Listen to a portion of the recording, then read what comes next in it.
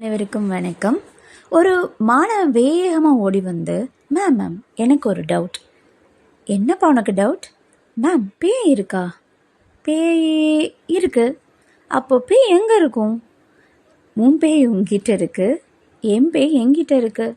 என்ன மேம், ஒன்றுமே புரியல அப்படின்னு மேலே பார்த்துட்டு திரும்பவும் தன்னோட ஆசிரியர்கிட்ட கேட்குறா, அப்போது கடவுள் இருக்காரா மேம்? இதில் என்னப்பா சந்தேகம்? கண்டிப்பாக கடவுள் இருக்கார். அப்போது கடவுள் எங்கே இருப்பார் மேம்?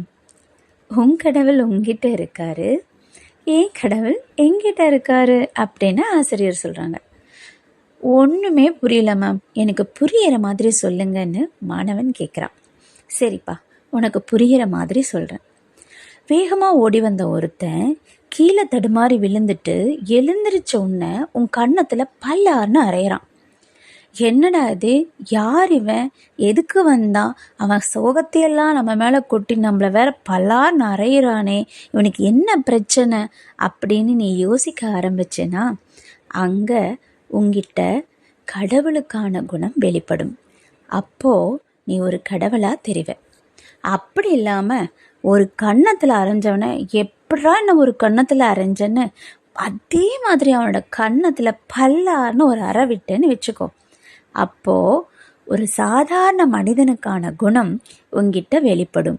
அப்போ நீ மனிதனாக தான் தெரிவ.